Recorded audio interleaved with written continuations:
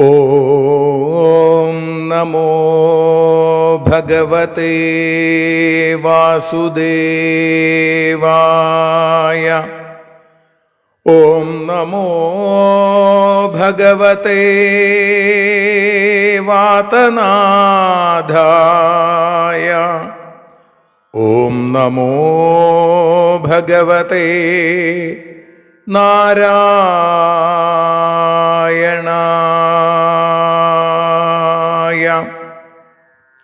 ഏവർക്കും നാരായണീയ മധുരം ആസ്വദിക്കാൻ ഒരിക്കൽ കൂടി സ്വാഗതം. മൂകം കരോതി വാചാലം പങ്കും ലംഘയത്തെ ഗിരിം യൽകൃപാതമഹം വന്ദേ പരമാനന്ദമാധവം. അഖിലാനപരാധാന്മേ ക്ഷമസ്വ കരുണാനിധേ പ്രസീദ മൽഗുരോ നാഥ ജനകായ നമോ നമഃ. അഖിലാനപരാധാന്മേ ക്ഷമസ്വ കരുണാംബുധേ പ്രസീദ മൽപ്രിയേ നാഥേ മാതൃരൂപേ നമോസ്തുതേ. സദാശിവസമാരംഭാം ശങ്കരാചാര്യമധ്യമാം അസ്മദാചാര്യപര്യന്താം വന്ദേ ഗുരുപരമ്പരാം. നാരായണീയത്തെ പറഞ്ഞിടുമ്പോൾ നാരായണാഖ്യനെ നമിച്ചിടുന്നു. നാരായണൻ വായുപുരത്തിലീശൻ നാവിൽ നിറഞ്ഞെന്നെ തുണച്ചിടേണേ. മോക്ഷക്കടൽ ഭാഗവതം പ്രസിദ്ധം മെല്ലെ കടഞ്ഞു നവനീതമഹോ ലഭിച്ചു. മന്നിൽ നരന്നു ഹരിഭക്തി ലഭിക്കുവാനായി മേൽപുത്തുരേക്ക് സദയം ശുഭ സ്തോത്രകാവ്യം.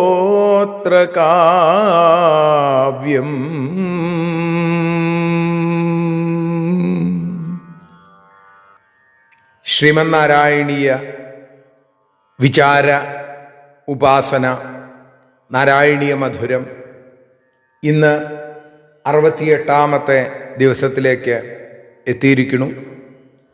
ഇന്ന് 7ാമത്തെ ദശകത്തിൽ 3ാമത്തെ ശ്ലോകം ആണ് നമ്മൾ അനുസ്മരിക്കുന്നത്. ആദ്യം ശ്ലോകം പാരായണം ചെയ്യാം, അതിനുശേഷം അതിൻ്റെ അർത്ഥതലങ്ങളിലേക്ക് കടക്കാം. തുടർന്ന് നമുക്ക് വഞ്ചിപ്പാട്ടോടുകൂടി ഇന്നത്തെ ഉപാസന ആ ഭഗവാന്റെ പാദാരവിന്ദങ്ങളിൽ സമർപ്പിക്കാം.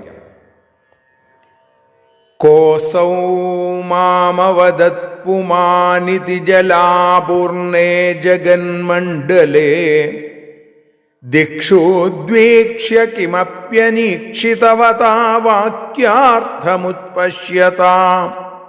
ദിവ്യം വർഷസഹസ്രമാത്തതപസാ തേന ത്വമാരാധിതസ്തസ്മൈ ദർശിതവാനസി സ്വനിലയം വൈകുണ്ഠമേകാദ്ഭുതം. ക അസൗ പുമാൻ കോസൗ മാം അവദത് ഇതി ജലാപൂർണേ ജഗന്മണ്ഡലേ ദിക്ഷു ഉദ്വീക്ഷ്യ കിമപി അനീക്ഷിതവതാ വാക്യാർത്ഥം ഉത്പശ്യത. ദിവ്യം വർഷസഹസ്രം ആത്മതപസാ തേന ആരാധിതഃ ത്വം സ്വനിലയം ഏകാദ്ഭുതം വൈകുണ്ഠം തസ്മൈ ദർശിതവാൻ അസി. ക അസൗ പുമാൻ. ഈ തപ എന്ന ശബ്ദം കേട്ടപ്പോ ഏതൊരാളാണ് എന്നോട് മാം അവദത് ഇതി, എന്നോട് ഇത് പറഞ്ഞത് എന്ന് ജലാപൂർണേ ജഗന്മണ്ഡലേ, വെള്ളം നിറഞ്ഞ ലോകങ്ങൾക്കകത്ത് എല്ലാ ദിക്കുകളും നോക്കിയിട്ട് ദിക്ഷു ഉദ്വീക്ഷ്യ കിമപി അനീക്ഷിതവത, ഒന്നും കാണാതിരുന്നപ്പോ വാക്യാർത്ഥം ഉൽപശ്യത, വാക്കിൻ്റെ അർത്ഥം ആലോചിച്ചറിഞ്ഞു. പറഞ്ഞതാരാണ് എന്ന് ചോദിച്ചാൽ എന്താ അതെന്ത് ഉദ്ദേശിക്കുന്നത് എന്ന് ചോദിക്കാം അല്ലേ. പക്ഷെ ഇത് ആരാണ് പറഞ്ഞത് എന്ന് അറിയാൻ സാധിക്കണില്ല. അപ്പൊ ആ പറഞ്ഞതിൻ്റെ വാക്കിൻ്റെ അർത്ഥം ആലോചിച്ചറിഞ്ഞ് ഉത്പശ്യത ദിവ്യം വർഷസഹസ്രം, 1000 ദിവ്യസംവത്സര കാലം ആ ബ്രഹ്മാവ്, മനുഷ്യന്റെ 360 സംവത്സരമാണ് ഒരു ദിവ്യ സംവത്സരം.